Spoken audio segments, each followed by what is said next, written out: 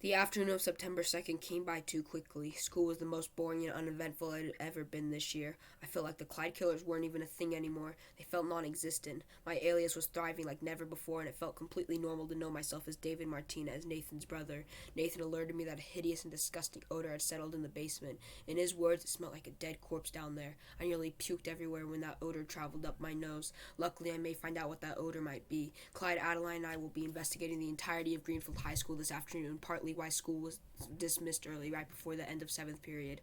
Hopefully, our investigation will be successful like our last one, and hopefully, my lack of sleep from last night won't hinder my ability to investigate. I managed to finish my first book manuscript, and now I'm looking forward to getting my manuscript checked by a publisher in the coming weeks.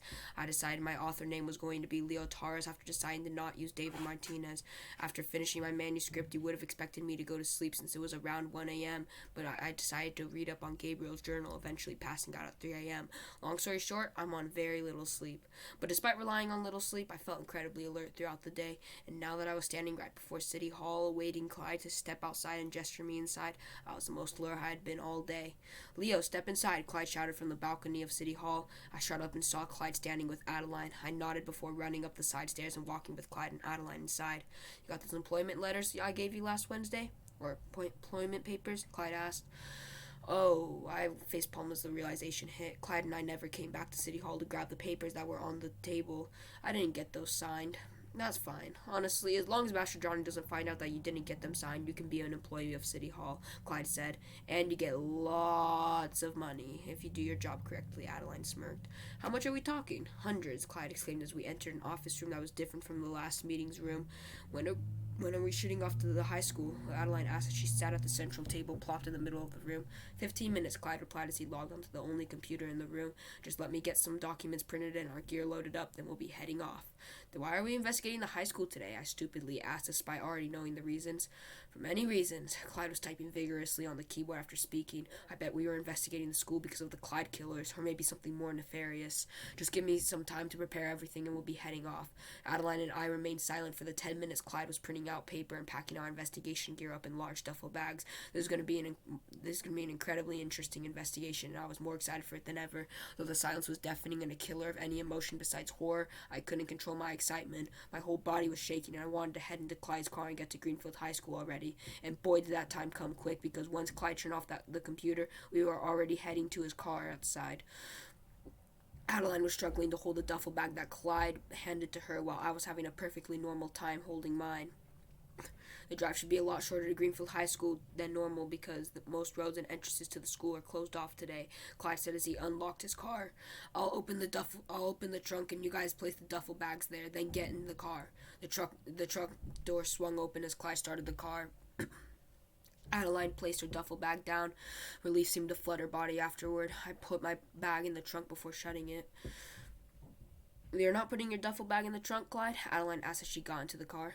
"Nope, it'll stay up in front. It'll stay up front in the passenger seat with me." I got into the car, sitting adjacent to Adeline. We began driving out of the parking lot, speeding down the lone avenues and streets to Greenfield High School.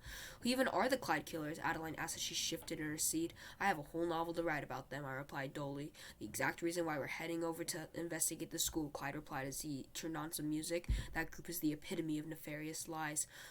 Interesting," Adeline mumbled to herself. "Is Greenfield High School like a bad school?"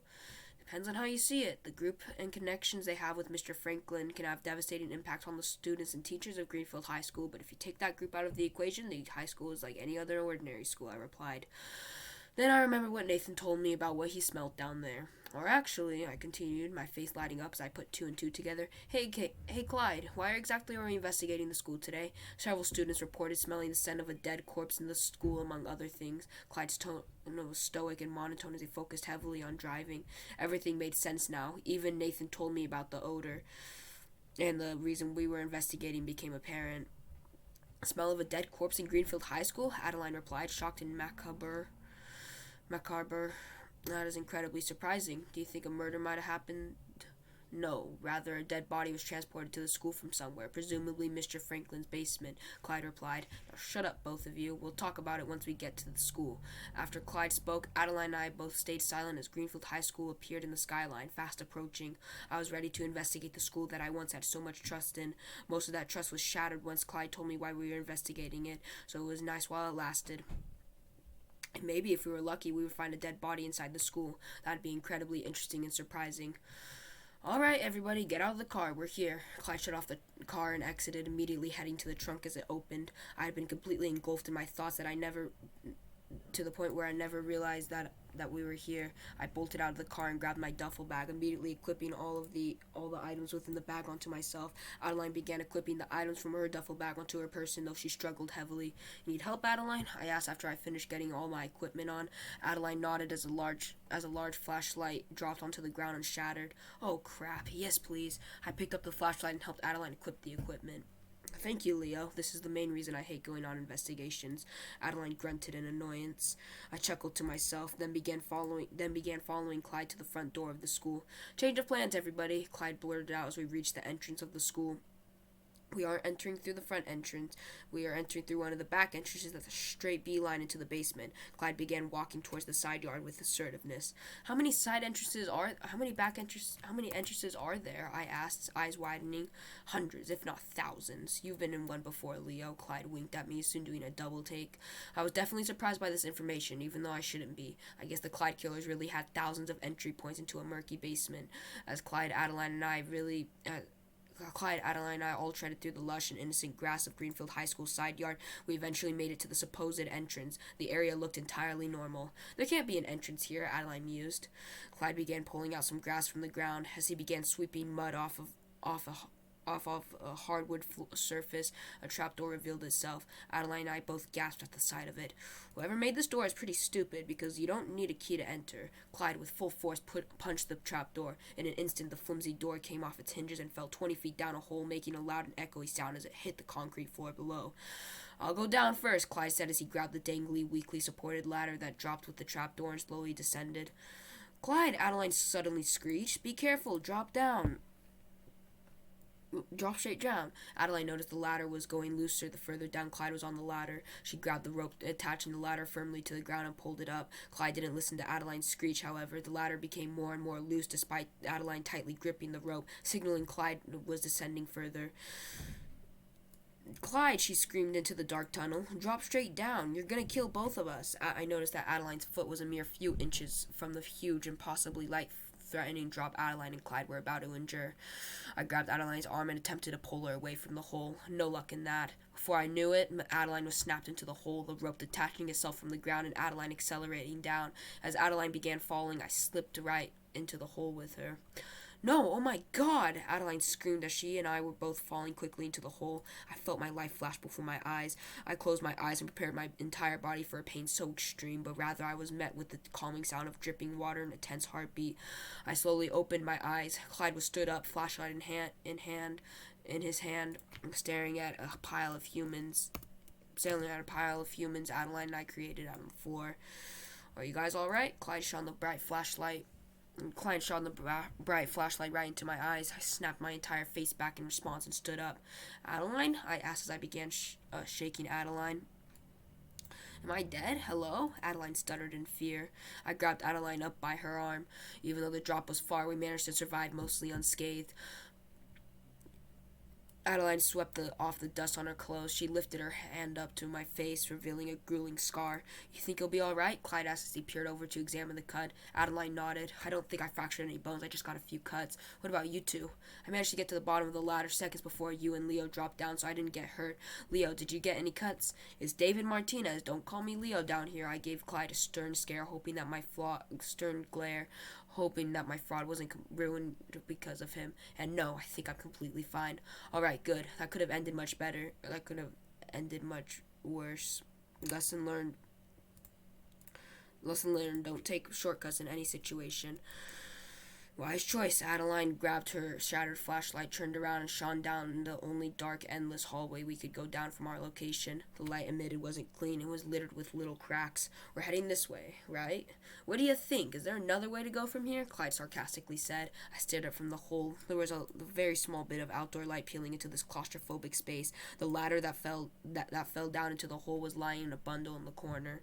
I think we should get a move on. I don't want to stay down here for much longer, I mumbled. The tense heart rate I obtained while falling down became my regular heart rate as I truly realized the place I was in. Who doesn't? Clyde said as he began walking down the hallway, flashlight in his hand and fists ready to throw punches at any unwanted visitors. This place seems miserable. Who would want to be in here?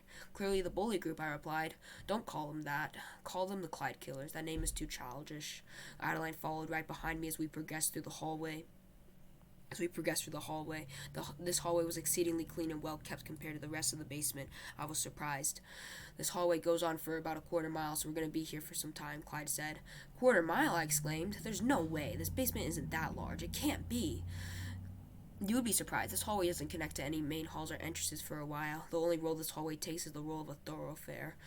I sighed. This hallway seemed like it didn't have anything special, but then I saw a rusty side door titled Old Auditorium. Its doorknob was missing, and the door seemed like it could fall off its hinges at any time.